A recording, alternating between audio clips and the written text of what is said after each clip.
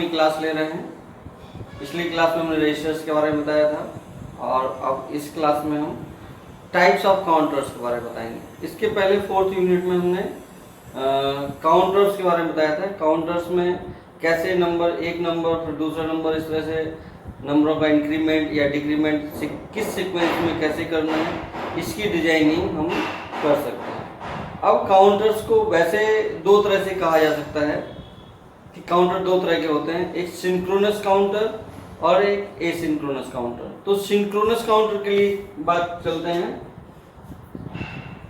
Asynchronous पहला है asynchronous.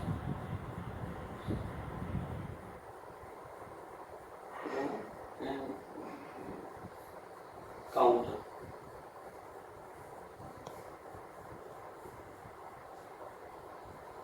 अब इसमें खास बात ये है, ये फ्लिप फ्लॉप है, मान लो ये फ्लिप फ्लॉप है। इसमें जो क्लॉक है, यहाँ पर क्लॉक का कनेक्शन है CLOCK। अब इस क्लॉक का कनेक्शन यहाँ से नहीं होगा।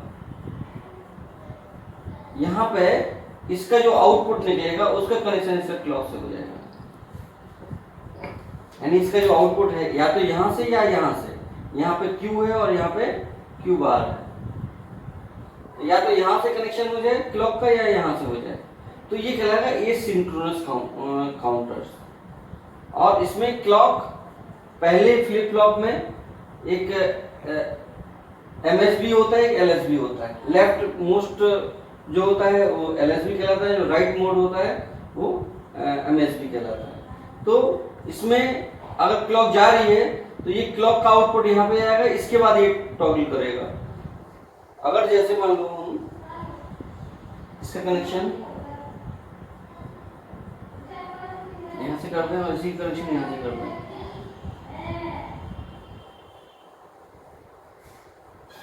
इसके बाद भी अगर हम इसका आउटपुट लें तो इसके तीसरे के साथ कर दें, तो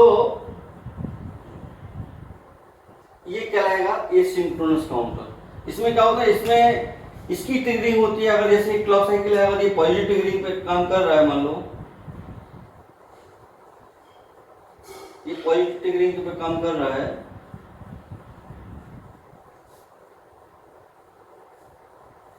तो इसके बाद ये पॉजिटिव ट्रिगरिंग कब करेगा, यहाँ पे आके करेगा नेगेटिव ट्रिगरिंग। मतलब जब ये फिर से पॉजिटिव आएगा तब ये नेगेटिव पे जाएगा। तो इस तरह से ये एसिंक्रोनस काउंटर्स कहलाता है। इसमें क्लॉक साइकिल एक ही नहीं रहती, इसकी एक क्लॉक साइकिल से इसके आउटपुट से दूसरी क्लॉक साइकिल, अगर इसके बाद भी अगर हम लगा दें तो इसके बाद ये इस तरह से लग जाएगा, इसका आउटपुट इससे इसकी क्लॉक से कनेक्ट हो जाएगा। और बाकी चाहे तो आप ये भी जोड़ सकते हैं। जो आउटपुट आएगा इसमें एक तो यहां से आएगा, एक यहां से आएगा और एक यहां से आएगा। इस तरह से एसिंक्रोनस काउंटर काम करता है। ये इसकी स्पीड स्लो होती जाती है, जैसे जैसे आगे बढ़ते जाएंगे वैसे वैसे स्पीड स्लो होती जाएगी। डिजाइन सिंपल होता है एसिंक्रोनस काउंटर का, और इसमें बहुत ज़्यादा कठिन नहीं होती इसकी डिजाइनिंग। बस इसमें दिक्कत ये है कि ये जैसे जैसे आगे जाते जाएंगे, जितने ज़्यादा इसमें रजिस्टर्स होंगे उतने ही इसकी स्लो स्पीड होती जाएगी।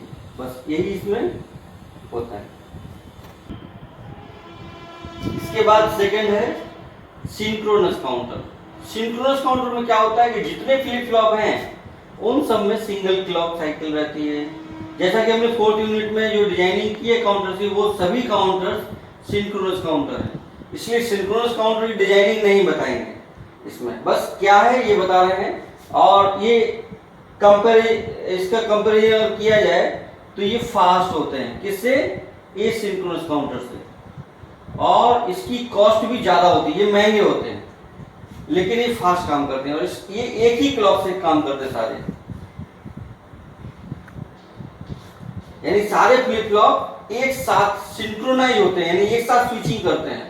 सारे में जो भी काम करना है एक साथ करते हैं, यानी क्लॉक साइकिल डायरेक्ट इसमें दी जाती है। और ये महंगे पड़ते हैं, इसकी कॉस्टिंग महंगी होती है, इसकी डिजाइनिंग भी महंगी होती है, इनपुट किस हिसाब से देना है, किस हिसाब से इसका सर्किट करना है, किस तरह से काउंटिंग करनी है, ये सब इसमें सर्किट डिजाइनिंग में आता है।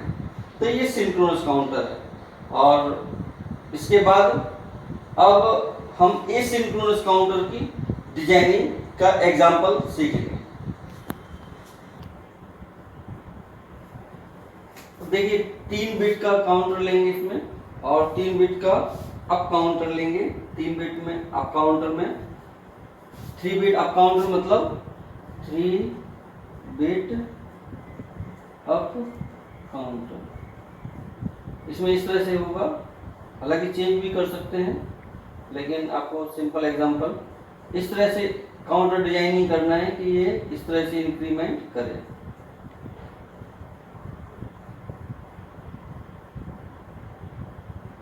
तो ये 3 बिट है, तो 2 की पावर 3 कितना होगा 8। तो ये टोटल 8 स्टेट्स आ गए, 1 2 3 4 5 6 7 8 स्टेट्स आ गए। अब इसमें क्या करेंगे हम, 3 टी फ्लिप फ्लॉप लेते हैं जो कि नेगेटिव टिगरिंग होगी इसकी। टी फ्लिप फ्लॉप लेते हैं, यहां से नेगेटिव टिगरिंग, यहाँ पे एक क्लॉक लिया, CLOC की क्लॉक साइकिल, और इसका जो आउटपुट है इसकी नेगेटिव टिगरिंग से ले लिया, इसका आउटपुट है इसकी नेगेटिव टिगरिंग से ले लिया। यानी इसका जो ये टी फ्लिप फ्लॉप है इसकी वैल्यू 1 रखेंगे, और यहाँ से यहाँ पर कनेक्शन और यहाँ पे, यानी जितने भी हैं उसका कनेक्शन यहाँ पे कर देंगे। ये Q0, ये Q1, ये Q0 हो गया, ये Q1 हो गया, और ये Q2 हो गया। इसमें देख लीजिए ये Q0 है, ये Q1 है, ये Q2। अब इसमें क्लॉक साइकिल बना लेते हैं, कैसे काम कर रहा है ये।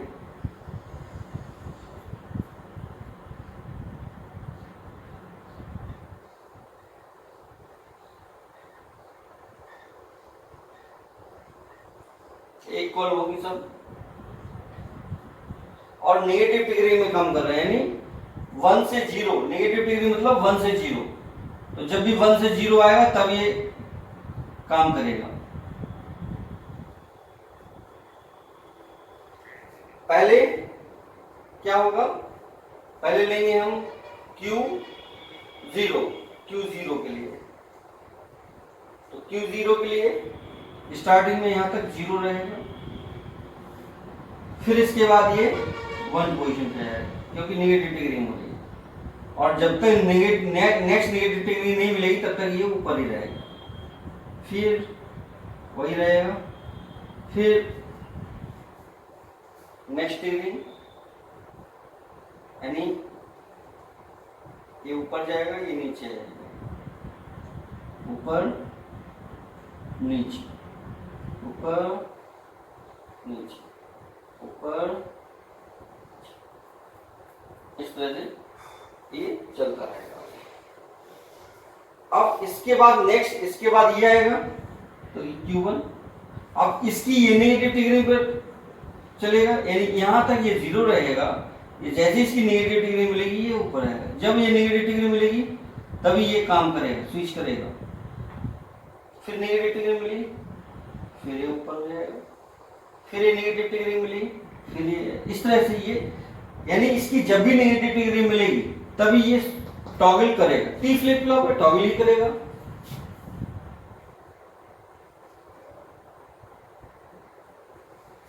तो टी फ्लिप फ्लॉप पे टॉगल ही करेगा और नेगेटिव टिगरिंग पे टॉगल करेगा। ये Q1। अब लेते हैं Q2।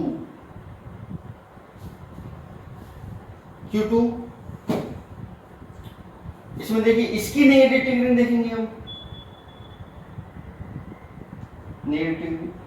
अब ये भी इस तरह से सीधा चलता रहेगा, कब तक, जब तक नेगेटिव टिगरिंग नहीं मिल जाएगी। जैसे इसको नेगेटिव टिगरिंग मिली ये 1 हो जाएगा, फिर वैसे ही रहेगा, कब तक? जब तक नेगेटिव नहीं मिलेगी। इस तरह से ये आगे बढ़ता जाएगा। अब देखिए ये 0 0 0, ये 0 नंबर की क्लॉक यानी CL0 कर सकते हैं इसको।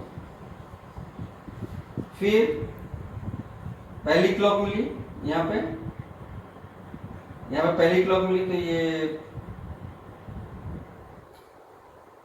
1 नंबर की क्लॉक हो गई। यहाँ पे देखिए 1 हो गया, यहाँ पे 0 हो गया और ये भी 0, CL1। देखिए Q0 की वैल्यू 1 है, 0 है, 0। अब देखिए next clock Q2, next clock के लिए 2 के लिए ये 1, अब ये 2 नंबर पे 2 नंबर पे देखिए ये 0 आ रही है, लेकिन ये 1 आ रही है और ये 0 आ रही है। तो देखिए ये CL2, ये CL2 था, CL2 क्लॉक 2 CL2। तो Q0 की वैल्यू 0 है, फिर 1 है और फिर ये 0 है। क्लॉक 3 के लिए CL3 के लिए देखिए ये 3 नंबर है, ये 3 नंबर में देखिए ये 1 हो गई, ये 1 हो गई और ये 0 हो गई। देखिए Q0 की वैल्यू 0 है, 1 है, Q1 की वैल्यू 1 है और Q2 की वैल्यू 0 है। अब CL4, ये CL4 इसकी वैल्यू 0 है, ये भी 0 है, लेकिन ये 1 हो गया। देखिए 0 है, 0 है, 0 है, 0 है, ये 1 है, 1 है। CL5,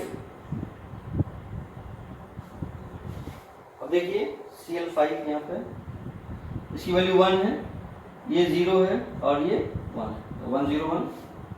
फिर CL6 के लिए CL6 के लिए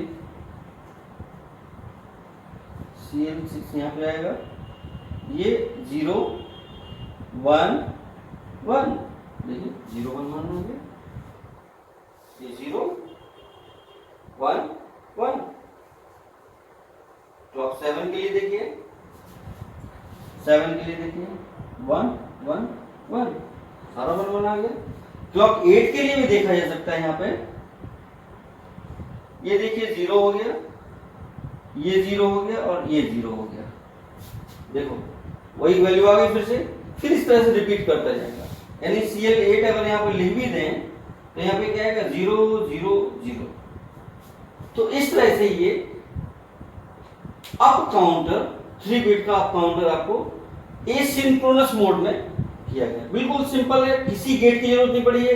इसके पहले हमने सिंक्रोनस काउंटर जो बताया था 4th यूनिट में, उसमें कितने सारे गेट लगे थे, कितनी सारी चीज लगी थी, लेकिन इसमें किसी गेट की जरूरत नहीं है, कुछ भी जरूरत नहीं, सिंपल कनेक्शन है और इसीलिए इसकी कॉस्टिंग कम होती है, लेकिन इसकी स्पीड स्लो होती है। तो इस तरह से ये एसिंक्रोनस काउंटर हो गया। तो ये हमने आपको 3 bit up counter asynchronous counter बताया। एसिंक्रोनस काउंटर को रिपल काउंटर भी कहते हैं। अगर रिपल काउंटर अगर पूछा जाता है तो एसिंक्रोनस काउंटर ही आएगा। तो एसिंक्रोनस काउंटर को रिपल काउंटर भी कहते हैं। अब एक और क्लासिफिकेशन बताएंगे, इसके बाद हम इसका क्लासिफिकेशन बताया जाएगा किस हिसाब से। ये होता है up counter. Up counter, counter 2 तरह के होते हैं, पहला अप काउंटर और दूसरा है down counter, OWN counter. Up counter जैसा कि नाम से पता चल रहा है, अप काउंटर में क्या होता है, वैल्यू इंक्रीज करती है।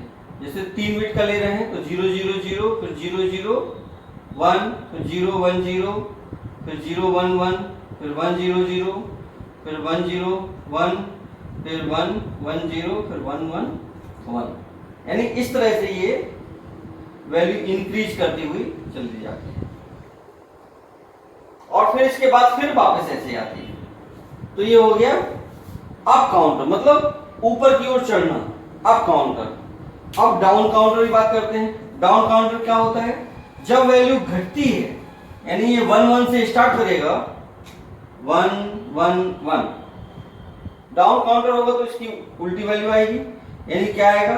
1 1 0, फिर 1 0 1, फिर 1 0 0, फिर 0 1 1, फिर 0 1 0, फिर 0 0 1, फिर 0 0 0। इस तरह से ये डाउन काउंटर। इसके बाद फिर 1 1 1 बनाया जाएगा, तो ये कहलाएगा डाउन काउंटर। तो अप काउंटर डाउन काउंटर दोनों तरह के हो सकते हैं। अप काउंटर भी सिंक्रोनस काउंटर हो सकता है, अप काउंटर भी एसिंक्रोनस काउंटर हो सकता है। डाउन काउंटर भी सिंक्रोनस काउंटर भी हो सकता है, एसिंक्रोनस काउंटर। यानी ये जो डिवीजन है ये काउंटर की वर्किंग के हिसाब से है, जबकि वो सिंक्रोनस और एसिंक्रोनस काउंटर जो है ये उसकी डिजाइनिंग के हिसाब से है क्लासिफिकेशन। यानी दो तरह से क्लासिफिकेशन है, ये वर्किंग के हिसाब से क्लासिफिकेशन है, उसके पहले जो क्लासिफिकेशन बताया था वो डिजाइनिंग के हिसाब से क्लासिफिकेशन था। तो ये आज काउंटर खत्म हो गया। Thank you.